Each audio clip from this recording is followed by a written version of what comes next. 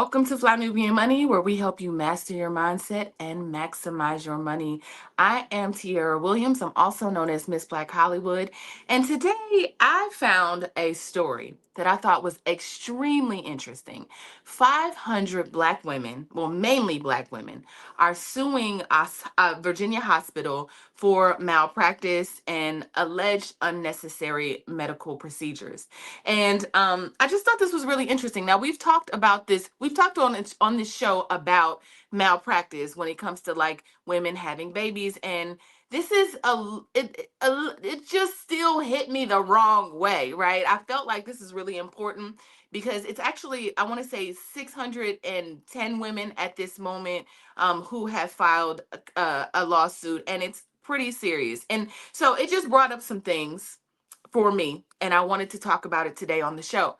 So it's been a minute since I've seen you all. So happy New Year to everybody in the chat. I see people coming in. I'm so happy to see my queens again. We have some new queens that I am introducing this year, and I'm so excited to have them have this conversation with me. So I want to introduce you to them. I am with Felice Hightower Britt, our Be Big coach, our B.Big coach, our resident therapist of the day. Renee Williams, who is a Divergent CRO, or founder of Divergent CRO. Did I do that right, Renee? Yes. Okay. I have Dr. Angeline Dean, who is a cultural gap architect and systems disruptor. I'm also joined by, is that it? Is that all I'm missing? Yeah, I'm good. And me, of course.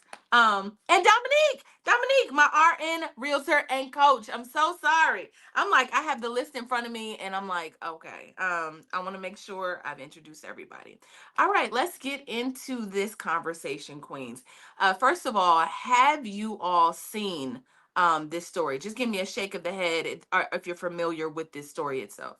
Yes, shaking your head. Yes. Okay. So tell me, initial thoughts. Dr. Felice, I'll start with you. What were your initial thoughts about hearing that 600 at this point, Black women have had just random things, woke up and didn't even know their uterus was removed. They went home, thought they still had a uterus, and found out that there had been violations done while they were sleeping, while they were under. What does that make you think? How So does that make you feel?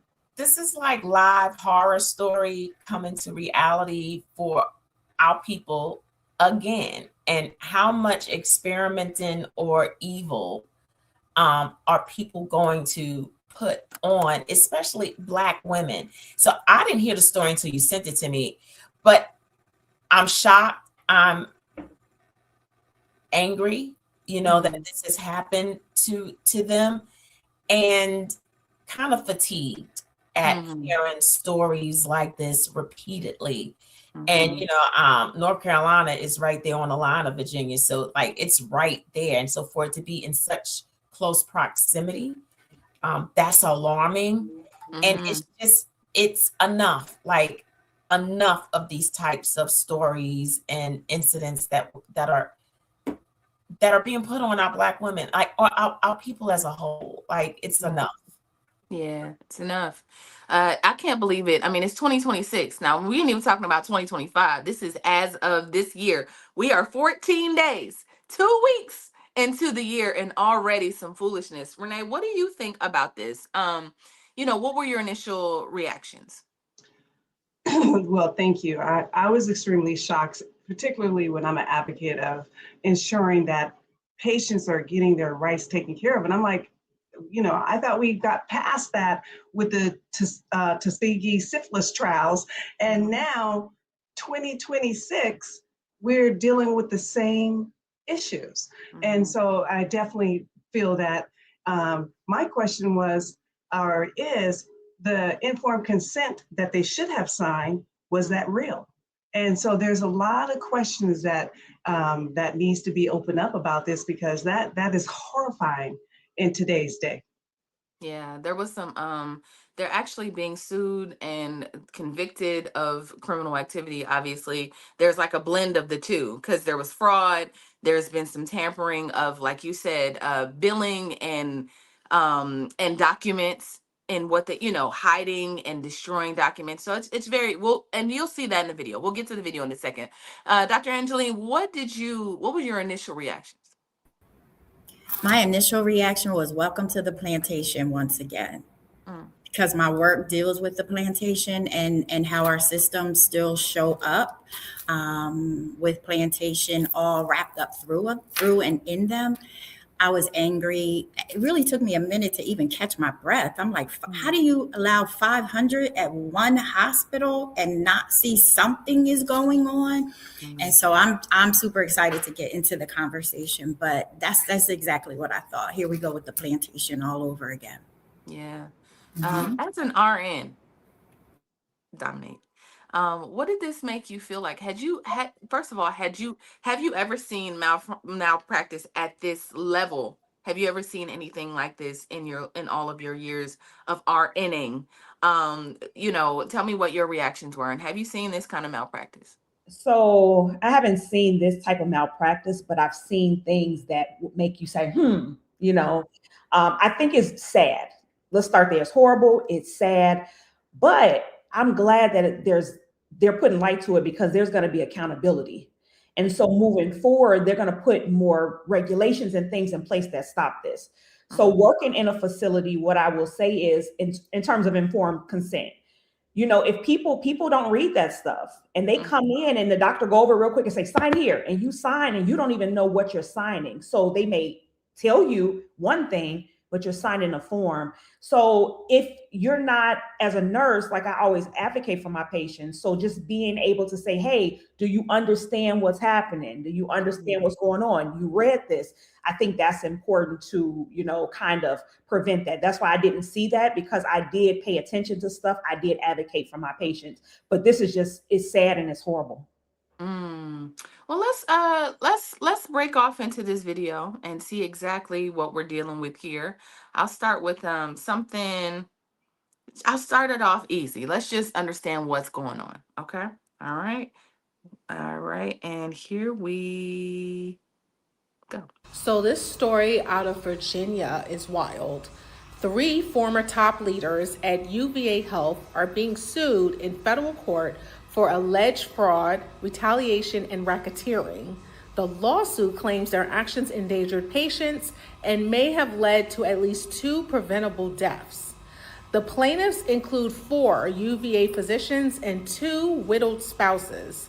They're accusing former UVA CEO, Dr. K. Craig Kent, former med school dean, Dr. Melina Kibbe, and former hospital CEO, Dr. Wendy Horton, plus several current UVA surgeons, of falsifying records, improper billing, and punishing whistleblowers.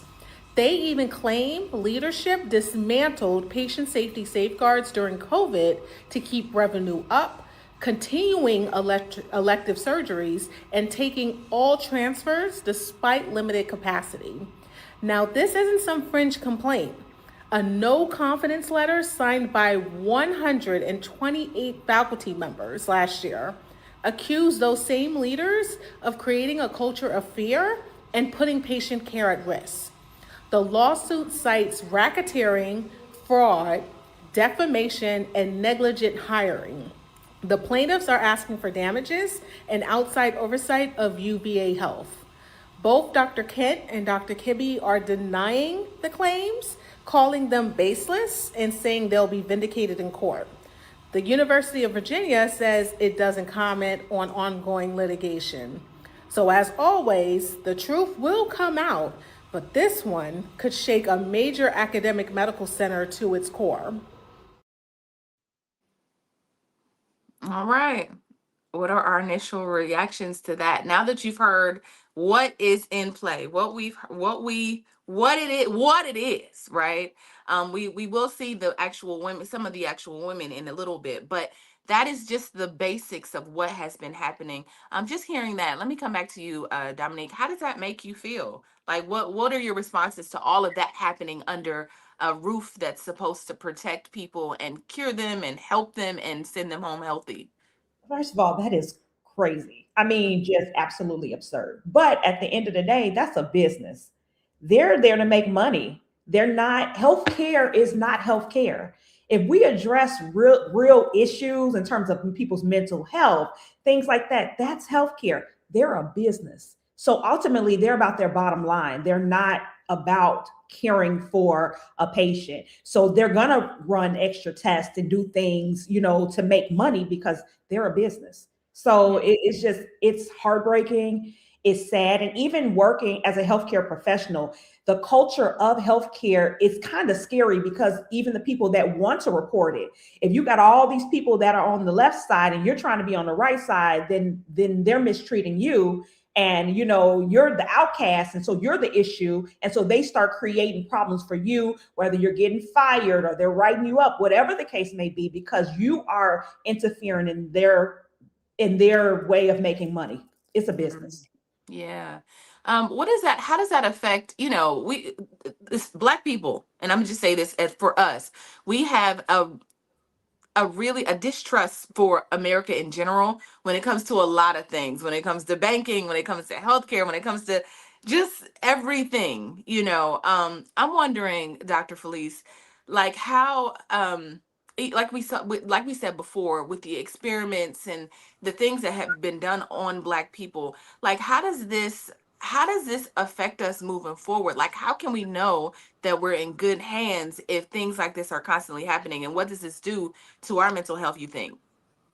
So, of course, repeated trauma, right? And even witness trauma. Like, we have to be careful with us hearing stories like this because it triggers a fear in us, even though it's not something that we've actually experienced on hand. But then a huge mistrust around doctors and facilities. And so what do we have to do? We have to do a lot of homework, right? And I know it's just one more added thing that we as Black folk have to do. But when it comes to your health, overall and holistically, it's no one's responsibility but yours to make sure that you're good. And so what does that mean? That means that you have to do your research. You have to talk to people. You've got to network. You've got to find trusted doctors who align with you, your values, your vision, your health. You've got to find those people. We also have to do a better job of making sure we stay healthy, nutrition-wise, exercise. Like we've got to take responsibility and take our health into our own hands. Like, I do. I have a nonprofit called States of Wellness because this is what we do. We try and go in and build teams of trust with people of color who know the mission, who understand the mission of making sure that our people are good all the way around. You've got to find those organizations that you can align with and partner with and get care with to make sure that we're good. Like, we're going to have to go back to our own and then make sure that our own really understands the mission and that they're on, because everybody who's us ain't us, right? That's unfortunate. So you got to make sure that we got people who are us are going to look out for us and make sure that we're good. And that's the work that we have to start doing. Yeah. It's tough, right? Because you think there's this big business, and Renee, I'm coming to you, but you think that there's this big business. There's a hospital. This is a hospital, for God's sake, right? And there's doctors in there that have gone to school and gotten certified, and you feel like there should be an automatic trust where you're not thinking that there's a ring. There's a ring of fraudulent criminal activity happening at a hospital, and there's documents that have been forged. I just don't know how you would catch all of that, where you're thinking you're signing a thing, but it's not what you're really signing. And like I said, this sister, and I'm gonna play her video in a minute, she went to sleep with a uterus and woke up without one, and nobody told her that they took it out. Renee, how do you how do you do what Dr. Felice is saying and protect yourself against it if you don't even know, if you've walked into a place and you're like, I trust what they're saying, like this is cool. How would you have, I don't know, I guess the question is, how do you think that we can better protect ourselves in those situations? Thank you. So it validates what Black women always feels, that our concerns are always being dismissed. Whenever we say, and when we have a hunch, like, I'm talking to you about this, but you're just smiling with this plastic smile on your face. nodding like you really understand what I'm saying. And it's not that you really understand, it's just the fact that you're not understanding. And I can see you just seeing that dollar sign, cling, cling, cling, just chiming as I'm talking, because you're not caring what I'm saying. You're thinking about how can I lead this person into some type of unnecessary surgery or whatever it needs, because that's what they're looking as lining their pockets. And they are, I believe, is kind of like an attack with towards Black women, because they already have those perceptions about, oh, our pain level, how we describe pain. Oh, that's unnecessary. Whatever they're saying, that pain, it really isn't that pain. You know why? Because they're stemming back way back in the day when they did a lot of other things that they just believe we can take the pain. And I'm sorry, I get really emotional about this, but that's okay. How you can prevent, and I believe as Black women, you get your Bill of Rights and get your questions lined up before you go into that office.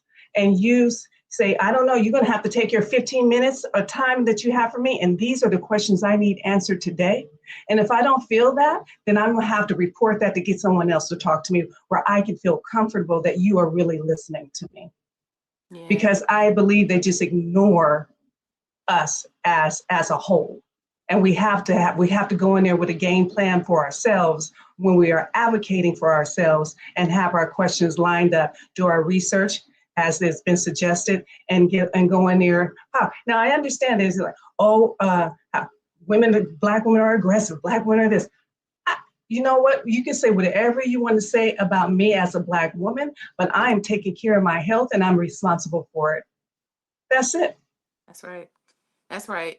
It makes me think of when the first time a doctor recommended that I get a hysterectomy, I was about 33 years old. I have a history of fibroids, and they are big and bad fibroids. I still have them to this day, but they're all up and down there. And I know that like is common for Black women. And so one of the first things that when I walked into the doctor's office, he was like, "You're still young, but if you don't have any children, we could just take your uterus. We could take your uterus. We'll do a partial.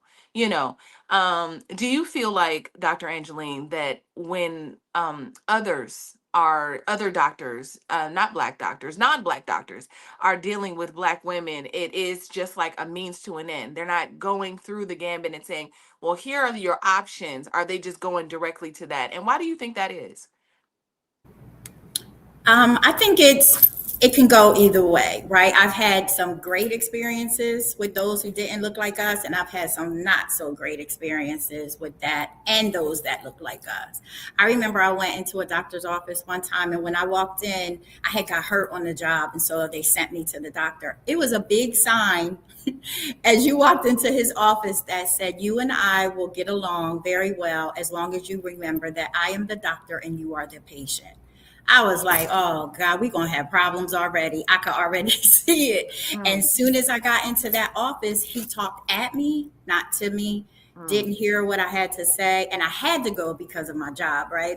And then referred me back to his sign. And we won't talk about what happened after that. But so I think sometimes they think we don't do our research. I think they think that we are just going to trust them because they are the doctor, and this is what the doctor has told us. This is what the doctor says. And I agree with the other ladies, like we have to also do our own research. But I also believe, and this has worked for me, that I don't go by myself. If it's something really big, I take a friend or a family member, because I'm always thinking, what if they say something that I missed and that I might not hear? And being in the advocate justice world, to me, having somebody there that will advocate for you, that will advocate on your behalf, I think is another way that will assist us when we go into these spaces. And I think too, when they see maybe a couple people coming with you, that kind of makes them think a little differently, like, oh, it's not just her, right? She's bringing someone with her who will listen as well. And so I found that has worked for me, because sometimes I don't have to say anything. Who I bring with me will speak up, and then they'll say something. Yeah, I love that. That makes me think of, remember during COVID, and I think this was part of why so many people passed, but your family couldn't come into the doctor's office with you. Like a lot of people went in and they were not fine. Maybe they were sick, but and we didn't know what was happening to people. And before you know this, like, sorry to inform you, your loved one has died over the phone. It just makes me think of how much could have been happening during that time because of lack of loved ones being able to have access to their loved ones or even come into the hospital. So before we go to the next video, Dominique, what are some things that we should be thinking about in terms of when we choose our practitioners, when we choose the doctor's office? Is there anything, I would say, what are 3 things that we have to absolutely make sure that we have when choosing a doctor or choosing someone for our healthcare? So you want to make sure that you do your research. So look, the insurance companies give you a network of physicians. You want to do your research. You want to kind of look at the reviews. That's another thing. See what the reviews are. If they don't have any reviews out there, that can be a little sketchy. But then once you go in, you get past all of that and you're okay. When you go into the doctor's office, you want to make sure that that doctor is not talking at you, but they're having conversations with you. You go in with a list of questions, probing questions. How do you treat what are your expectations of me? These are my expectations of you. So having a real conversations, and based on those answers will tell you if this physician is one that is going to work with you, because at the end of the day, this is your care that you need. And so you want somebody that's going to partner with you, not somebody. You don't need a parent in healthcare. You need a partner in healthcare. And so having those conversations, sometimes it could be simple stuff like somebody is telling you that something's just not right. Making sure about asking those questions. Is this doctor going to really go do a deep dive and care enough? Or are you just somebody, billable hours just to get in and out? So just asking those questions, doing your research, checking the reviews. Those are all important. Check the reviews. Check the reviews, y'all. Can I add something real quick? Yes, please. And y'all check your spirit. Like energy is real. Your intuition is real. Like if you feeling something, don't go against your gut. If you don't feel good about, like, you can walk out. Yeah. You can choose somebody else. So don't go against your gut, because sometimes people look good. They can answer all the right questions, but then you got to have that second eye, like checking in. And so check in with your gut, because if you don't feel good about that person, that's not your person. Yeah, absolutely. And I think you can feel that energy. You can feel that spirit when you walk in. Is this person gonna does this person even like me? Are they disregarding me? Is it like, yeah.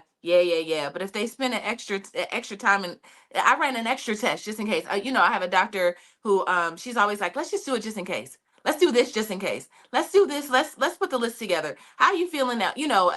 She's asking me all the questions. I'm like, I don't know. I mean, yeah, I guess we can run it. It doesn't feel like it's just about running tests and charging more. It feels like we really want to get to the bottom of if I'm well or if my body is having something else. So I absolutely concur with that. All right, let's go to this next video. And yeah, we'll be right back. No, I do not have a uterus. And I found all that out, later going to another physician. Oh, you don't have a uterus. Oh, that's what he did. Okay. What kinds of treatment or medical procedures did you receive from him? He gave me multiple annual examinations. He gave me a DNC that led me to believe that I needed emergency surgery, which led to a hysterectomy. So you received an unnecessary hysterectomy from him? Correct. What happened after that? What happened after that, I immediately, early 30s, went into straight menopause. Night sweats, hormonal mood swings, just feeling depressed, and I lost my husband. So when you think about starting over, I don't have that option to do so if I wanted to. I went in for him. I did complain that I had stomach issues that I later found out was just a hernia. So she went in and she found out it was a hernia, and he said, No, no, no. You need emergency surgery to take out your uterus. Or no, they didn't he didn't even say to take out your uterus. They just took that out. Right? So, now that you've heard one story, I can't play all of them because we'll get flagged for copyright. But but now that you've heard at least one story, I'll start with you, Dr. Felice. How does that make you feel? Like she can't have children anymore. They took it out early 30s. This is somebody she trusted. She was going to him annually. It felt, obviously that meant that he felt like a good doctor to her. What do you think now that you've heard it? So I'm looking at Jenny Jerome, biblically wicked. That was just totally wicked and infuriating. And it really saddened me when you hear about possible dreams lost. You know what I mean? Like the unmet desires now, like where she thought um like she's divorced. So like if she wanted to start over again with someone and they wanted children of their own, that's gone because Mm, someone took it upon themselves to take something from her that didn't mm-hmm, need to be taken, and you didn't care. You didn't look at her as a real human being. You looked at mm, her as a science project. You know what I mean? And that's what infuriates me about the medical profession when it comes to Black women. They don't see us as human beings. We're mm, something else. We're projects, we're aliens, but we're not real people with real emotions, real lives, real families, real desires.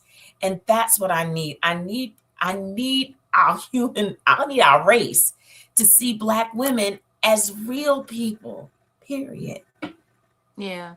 I mean, yeah. I mean, it's so funny because Black people are, I feel like just as a community, we are so forgiving and we can see, I think maybe because of the years of trauma, we can see people because we've as a community, and I think this is just in our DNA when we're so accepting and we're so like forgiving, we forgive everything. It's like, no, they wouldn't do that to us. Meanwhile, they do it, right? And we just feel like, no, no, no, that was 100 years ago, but really it's still happening. Dominique, now that you've seen the video, right? How does it make you feel? It makes me feel angry, but it also makes me feel happy. Not that it happened to her, but that these things are starting to come out and it's bringing attention and awareness to what is really going on. Mm, All these stories, you're hearing more and more about it, and it's to the point where they can't ignore it anymore. So though it's heartbreaking and it's sad, her future was stolen by mm, someone that didn't have a right to steal her future. yeah. But in that, somebody else will be helped. All this stuff is just bringing, the more this stuff comes out, the more conversations are had around it, the more likely we are to get justice and to be properly taken care of. We're not just drug seekers. We're not just drama queens. We are human beings that have right to care, concern, consideration, and proper health care. And Mm, so, as sad as it is, I'm also happy that this stuff is starting to come out, and it's coming out like crazy. We're hearing more and more and more stories because they can no longer ignore it. So sad, but I'm happy that this stuff is coming out.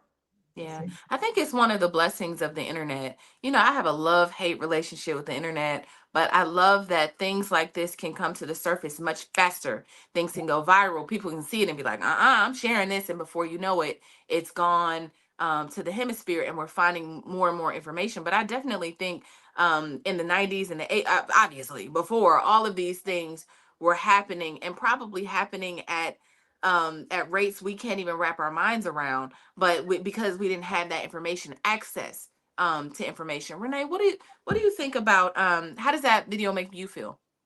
Thank you.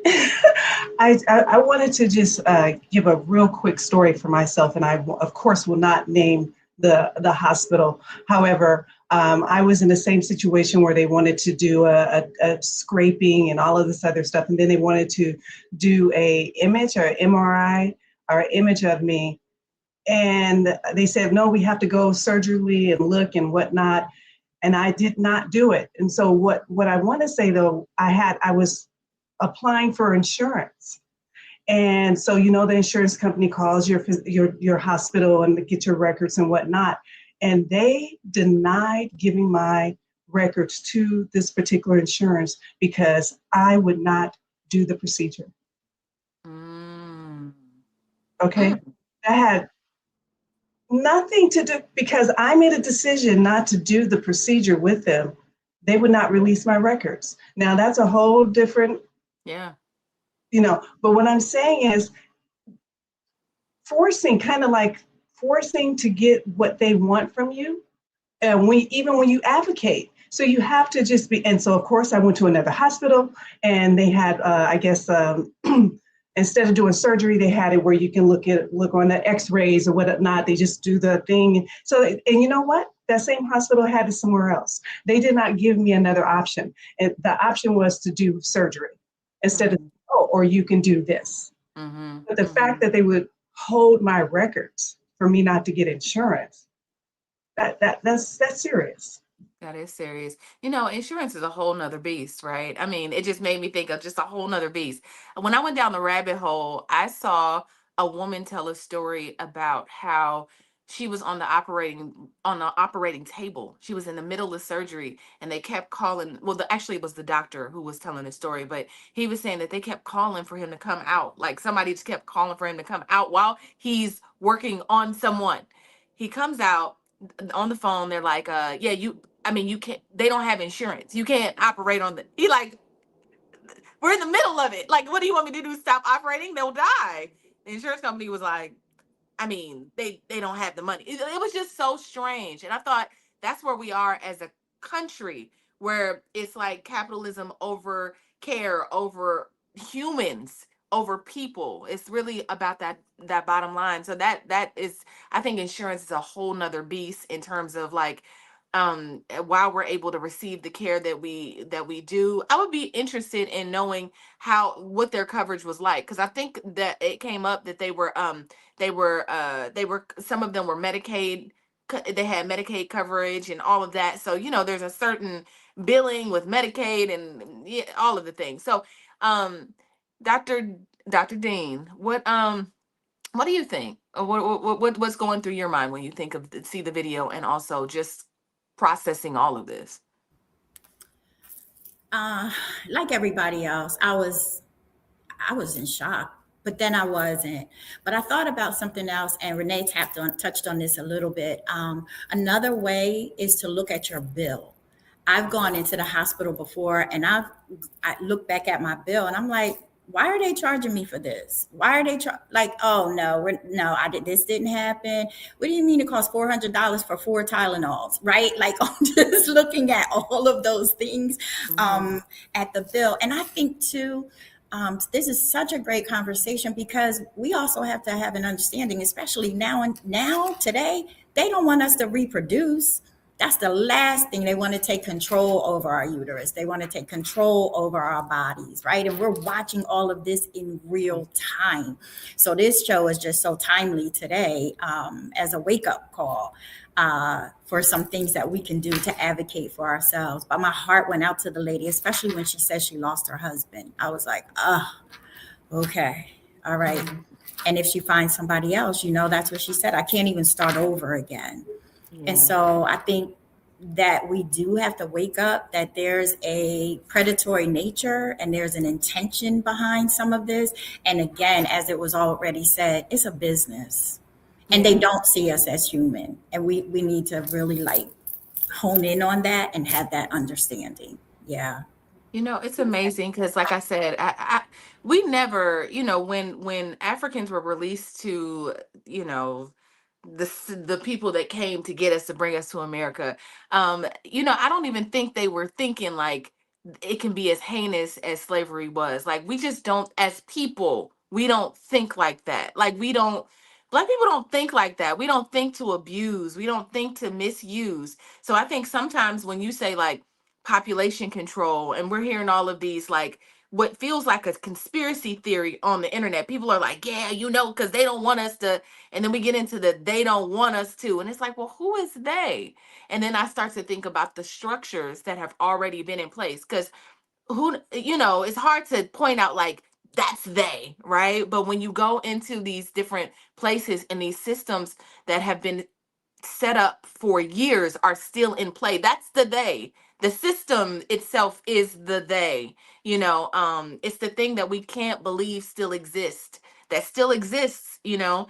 And so it's as hard as it is for me to hear you say, like, it's population control against Black women, you know.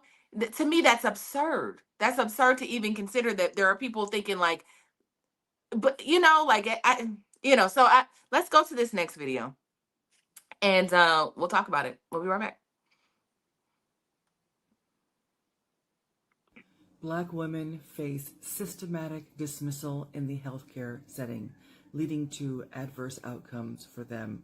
And this is discussed in many journals of medicine, and it's something that I have to talk about. It is something that may get a little bit of pushback. I don't freaking care. It's the right thing to do to highlight this inhumane way of treating another human being based on race or gender. Black women are twice as likely to die as white women in childbirth. Why would that be? It's not physiological. Statistically speaking, they are up to 30% less likely to receive pain management in the emergency room for things like abdominal pain. When I think back on my career, I have a couple of instances where I saw this kind of treatment of Black women in the emergency room, and I heard it in their voices over the phone, and it haunts me. The thing that I feel good about is on the phone as an advice nurse, if I heard that I was speaking to a Black woman, I knew that I had to be very patient and listen.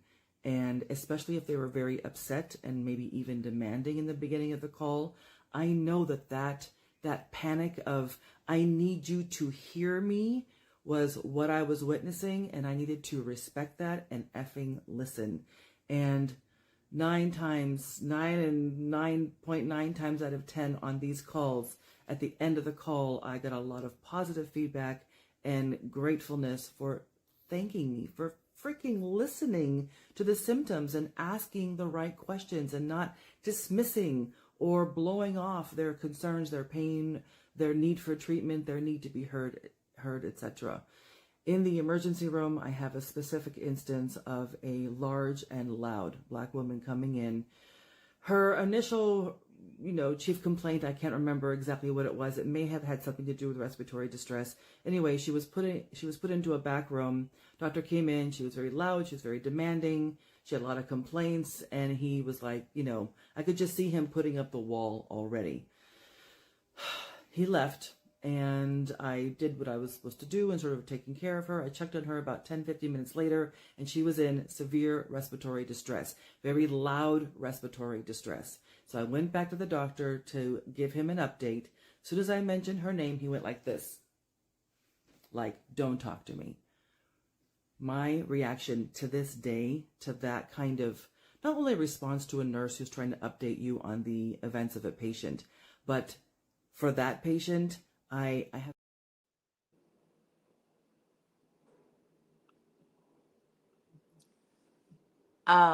Yeah, that's happening. Don't say so.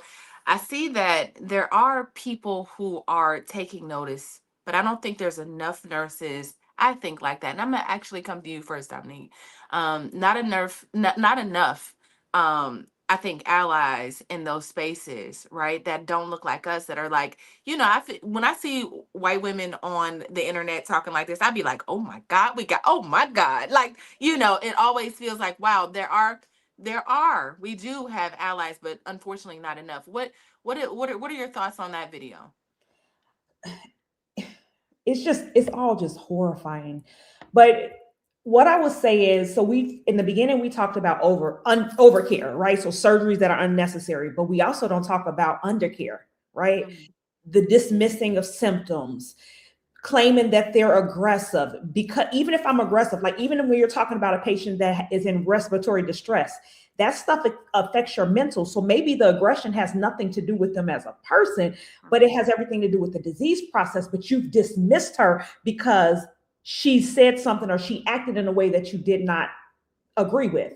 Mm-hmm. I worked in multiple areas of healthcare, and unfortunately, you do not see a lot of us. There's more of us coming into healthcare, but we need more of us, Black and brown, in healthcare to have advocates. I have a personal experience. One of my best friends a year ago lost her daughter in her early 20s.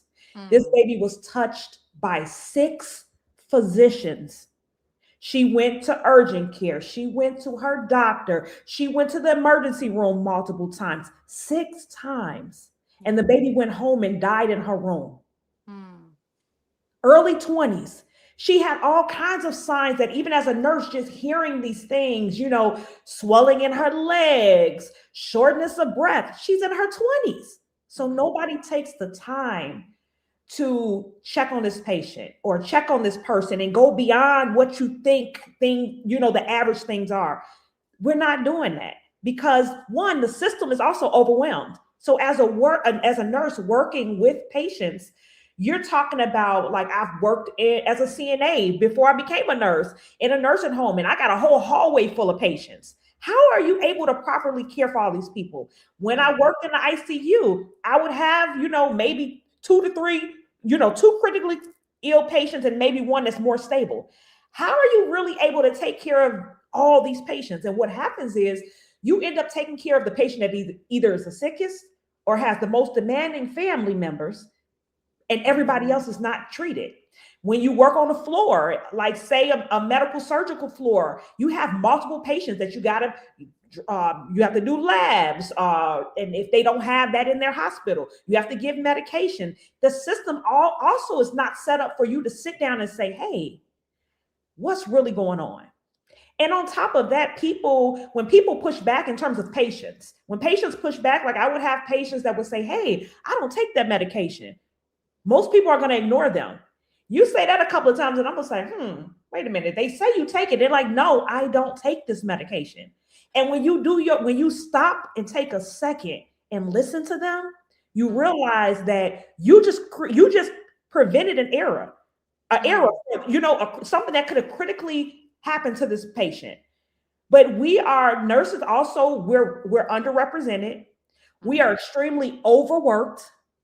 It's also a systemic thing too. So it's just all the way around. So we talk about overcare, but there's also a lot of undercare that happens in healthcare too, that causes a lot of deaths for people.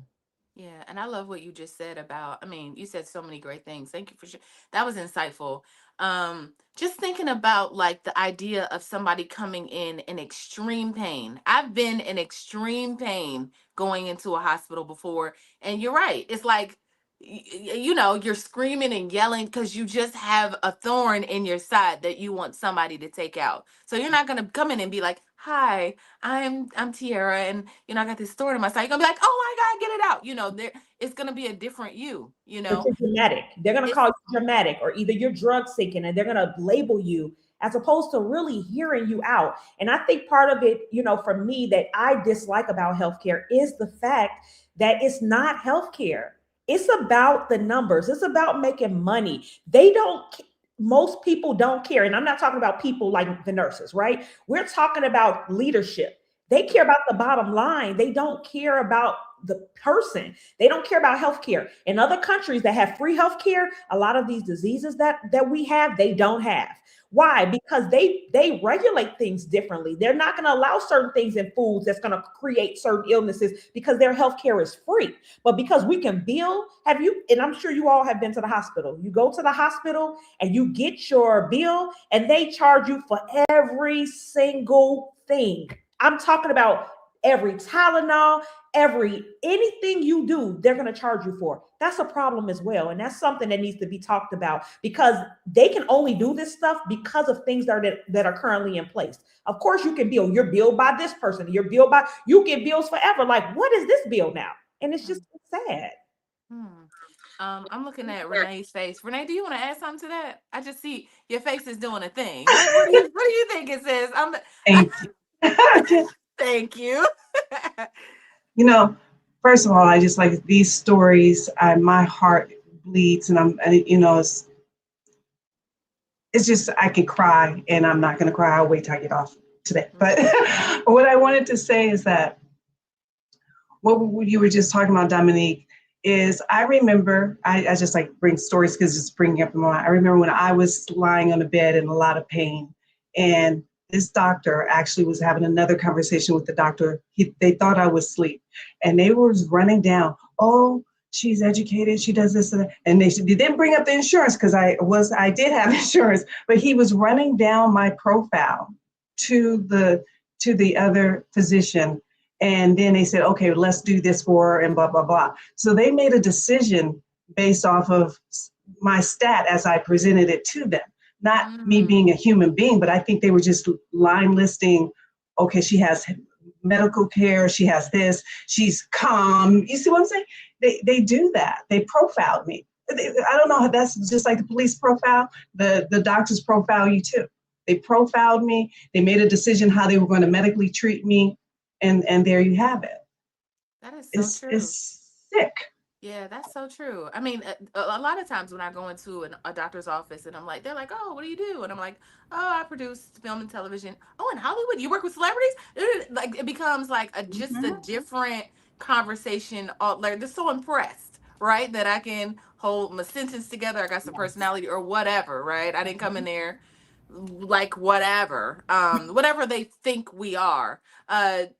Dr. Felice, how do you feel about that? Like, what about Renee just said? That's so interesting to me. Have you ever been profiled? And also, like, just talk about that from like a mental health standpoint. Like, how do we go into an office and know we have to be, it's like the code switching. Like, we got to code switch even when we're in pain? Absolutely. And so what I think is going to need to happen, and probably is some places, is that they're going to have to do some EQ training, some emotional intelligence training, and incorporate that, like in our when people are going to medical schools, when they're in their nursing programs, like how to be able to empathize with people, and also realize, like one of the things that I share with my clients all the time, we can't take anything personal, because when you are engaging with someone, you are engaging with their representative, and whether or not that representative has any coping skills. So when you are engaging with people, you are that's how when people are showing up a certain way, that is how they're choosing to cope in that moment. So like when you say you run into the hospital and you're screaming, I'm in pain, that your venting is the way that you're coping with that pain in that moment. And we as professionals have to recognize that. We have to be trained to recognize that people are in coping mode. It's not personal. It's not necessarily rude. It's not necessarily an attack. It is that this is the way this person is choosing to show up as a way to cope. And so it's going to take a certain level of training that we have to integrate in these systems to be able to recognize and remove the offense that comes with the way that somebody shows up. And so it's going to be a special level of training that we're going to have to incorporate in these systems so that people can kind of be able to meet you where you are and remove how the emotion that shows up for them by what they think they're experiencing. Yeah. Before we go to our next video, I want to know what you think. Dr. Angeline, I'm coming to you. That's what I was about to say. I want to know what you think about all of what the queens have said, because they've said so many things. Like, everybody had just a different perspective and a different angle on it, and it's so good. What do you think? So I had just written that we have to speak to medical students and go into the schools. So where I work, because I'm also thinking, okay, we're looking at us and how we're, how they see us. And you spoke about code switching, but think about those who are justice impacted and they're going into these spaces. They're going in for operations. They have no concern half of the time for someone who's coming in from prison or coming in from jail. And so we were talking about that this morning. When is the next opportunity that our executive is going to go speak to the medical students here in Philadelphia at certain hospitals, which they asked for, right? To come in and talk about the cultural biases and the, and what is happening, and having an understanding around diversity. And guess what? She may come in as the angry Black woman, and guess what? That's okay, because she is at that point in time. But why are these things happening? So I totally agree that that's something that we have to do in every system. And so, yeah, I am so on point. I was like, yes, when they were all talking. Yes. And I also think too, especially I find for my family, having a medications list, and I keep it in their wallet. So if anything happens and I'm not there, they ask 50 million questions to myself, or my sister gets there, pull that out so they will at least know what medications for sure that you are on. And then that answers some of the questions, and you could fill in some of the other blanks until we get there. But it's real. These are the things that we have to do in 2026. It's so good. Y'all, in 2026, with I can't help but to bring up the division that's currently in our country, and how when we're going into spaces, especially with some government coercion, they're being kind of push to widen this diversity gap, and caring about others that don't look like them. And so I think this is really interesting, and I want you to start to think about this for your final thought, for your final thoughts before we go to our last video. But just start to think about, like, in this day and age where things are so divisive, I think more conversations on diversity need to be happening. But unfortunately, at this point, it's like, oh, DEI questions or DEI conversations shouldn't be on the table. Black people should just know that, they got to get with it, or it's all merit based now. Like, or whatever it is, whatever the narrative is that's being pushed about um us all being on an equal playing field, and all of the bullshit they always try to say. But I just want you to be thinking about that as we go into this last video. Now, this last video is going to piss you off. It is. It's going to make you mad. It's going to remind you of the past, and that's a good thing. We'll be right back. Adriana Smith's story is emblematic of the insidious American history of using Black people for medical experimentation and advancement. Here are 11 other examples. The Tuskegee syphilis study, whereby the federal government from 1932 to 1972 studied the effects of the non-treatment of syphilis by not treating the majority of the Black men involved in the study, even though they thought they were being treated the entire time. Henrietta Lacks, whose cervical samples were taken without her consent, and which ultimately formed the first immortal human cell line, which has been essential to countless medical breakthroughs, and for which her family has only been compensated in 2023. Founding of modern gynecology by J. Marion Sims, who experimented on enslaved women without anesthesia, the use of Black Americans in human zoos and freak shows, radiation experiments on Black Americans from the 1940s through the 1970s, continual medical experimentation on incarcerated Black people that continued through the COVID pandemic. For example, the Holmesburg prison, where Black people were the test subjects for skin products, chemical warfare agents, and other dangerous chemicals. The use and grave robbing of Black cadavers in the 19th and early 20th centuries for medical schools as they proliferated across the country. The forced sterilization of Black women. For example, Fannie Lou Hamer, who received a hysterectomy while unconscious and without consenting. This was so rampant across the South that this was ultimately termed a Mississippi appendectomy. The Negro Project, which sought to tackle Southern poverty through the use of contraceptives among impoverished Black people in the South. The development and testing of contraceptive technologies, including the birth control pill and Depo-Provera, but it was used on Black women first. And finally, the forced continued pregnancy of Adriana Smith, a brain-dead woman, to see if unconsenting women can be used as incubators and hosts. Welcome to America. Welcome to America. That's so disturbing, y'all. I can't even. When you really put it all together, and then here we are today, 604 Black women sue hospitals over alleged unnecessary medical procedures. It all ties together. So here in 2026, here we are talking about something that we can add to that list, which is really, really unfortunate and disturbing and heartbreaking and all the things. So I guess what I want to know from you all, and we can put these in our final thoughts. Please, ladies, keep your final thoughts brief, because it is 5 of us, but keep your final thoughts brief, a minute or less. And just kind of also wrap in where we can find you, and where you are and where people can find you.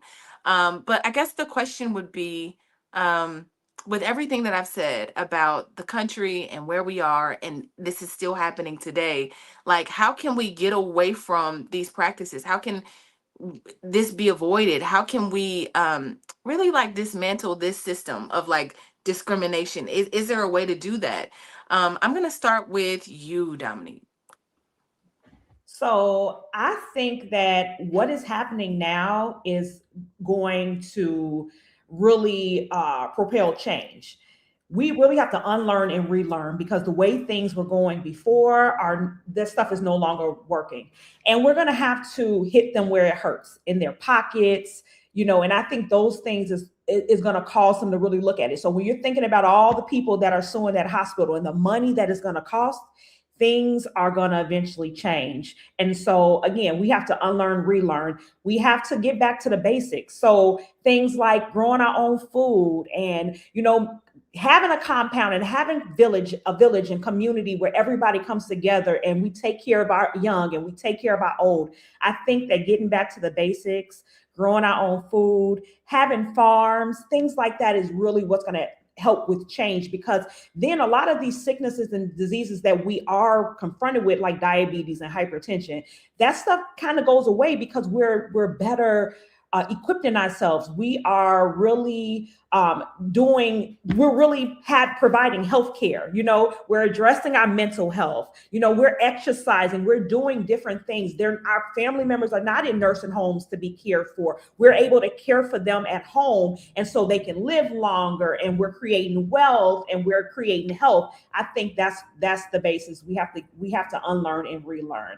So if you are looking to follow me, I am on Facebook as Dominique Lawrence-Morgan. I am on Instagram as Realtor_Dominique_Morgan. And my business page is on all platforms at the Whitmore Group. Okay. The Whitmore Group, y'all. I'm going to add next time, make sure that you all put your, you can also put your handles in next to your name, okay, so people can see them. What about you, Dr. Angeline? What are your final thoughts? So there are a lot, but I definitely agree with everything that Dominique shared, especially around food and getting back to the basics and having those community conversations to learn and unlearn. Once again, I think we have to be cognizant that there is an all-out attack on us to erase us in every kind of way that they can. And it's predatory and there's an intentionality behind it. So everything you've heard here today, I pray that you put that to use. And I just think that and I heard Dr. Felicia also say it, have to trust how we're feeling about something, because especially as women, we're built with that intuition that says, something here is just not right. And going back into our communities and working and supporting one another is what I think has to be done, just has to be done. And we're in that time. Shout out to Claudette Colvin, who I just found out died. Right. I feel like we're right back to her, where economics, where she was the first one that really refused to give up her seat on that bus at 15. Yeah. And even, having this understanding and working and hearing from our young people and bridging the gap there as well. So I am Dr. Angeline Dean. I did put there my website, but I could also be found at Angeline Angie Dean on Facebook, and on most other social media spaces, Dr. Angeline Dean. Thank you. Mm-hmm. Thank you. Dr. Felice. I know that people are calling you Felicia. Felice. Oh, I'm sorry. No. I seen it also in the chat. I'm like, Felice. All good. What do you say, Dr. Felice? What are your thoughts? So I'm a ditto both the ladies, like absolutely on point. And I'm just going to admonish us to return to your first love, which is you. And what does that mean? Self-care is key. You got to take care of self first. It is your responsibility ultimately to make sure that you're okay. No one else is going to make sure you're okay if you don't do it. And so we have to start taking care of ourselves holistically, right? And so like they said, do your own food, research, educate yourselves, and then let's start rebuilding communities of trust. We've got to come out of these silos, this isolation and withdrawal where we don't trust one another anymore. We got to let that go, and we've got to build communities of trust where we have one another to make sure that we're good, because no one is going to do it for us if we don't do it for us. So that is what I'm admonishing, that we got to get back this Black love, like for real, and start taking care of each other and taking care of ourselves. Everything starts at home first. So I'm Felice Hightower Britt, your Be Big Coach. You can find me on www.thebebigcoach.com. I am b.big.coach on Instagram and on Facebook and on LinkedIn. So really, if you need some hybrid approach about how to get to the root of your trauma, and then when you heal, let's start making some goals, then please reach out to me. I would love to help. Yes, be big. Be big in the 26. You like that? What's your tagline for be big in 26? Oh, I love big. that. I Yes. love Felice. I love her. I think she is the one. So if you are gonna have a therapist or somebody on your side helping you heal, she the one. Renee, what are your final thoughts and how can people get in touch with you? Thank you. So as you can see right there at www.equitrials.com, my lifetime, a friend, a very brilliant Black woman who created this with myself and a lot of other expert panels to help bring information about clinical trials and also just information for the community to understand what these trials are, to understand what they can ask their doctors. Absolutely, there is a resource under the resource tab. There's something called the Bill of Rights, and it has all of the questions that you can start off or can generate something in your memory or jog your memory of what you would like to ask your doctor. So we compiled a lot of good information on this particular website, not pushing clinical trials. We're just letting people know here are the clinical trials, but also very importantly, here's the resources that will help you understand what's going on. What can you ask your doctor and whatnot. So my name is Renee Williams. As you can see, equitrials.com. Please go out there. Please tap in and browse and get the information. Yes, let me tell you, I love our new queens. I mean, I love our veterans for sure, but I think that they have so many new perspectives to bring. As you can see, this is, well, Dr. Angeline was here on Monday, but for the most part, these, for Renee and Dominique, our first shows here, first show of the year, and first show with us, and y'all knocked it dead. Y'all killed it. I loved it. I love that. And I love having you, and I love having your voices. They really just make a difference. So welcome, welcome, welcome, welcome. My final thoughts are this. There's something about every year I'm always thinking like, how in the world can I get Black people to understand that it's really just us, right? We have us. We are our biggest asset. Our sisterhood is our biggest power. Our superpower is how we love, how we just how we connect.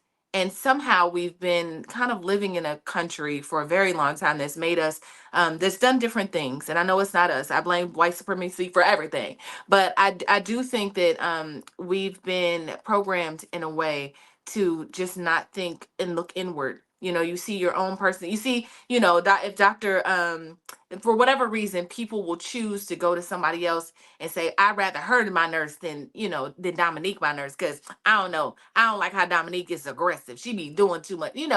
I think that we've been trained and programmed to see each other in a certain way, not just others, but we see ourselves.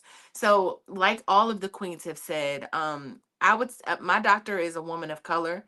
My OBGYN, I found the only OBGYN I feel like in LA that's in Kaiser's thing. I was like, oh, she got to be Black. And even my primary is a woman of color, even though she's Latina. She's still that girl, right? She's still like, we got to figure it out. I just think it's important.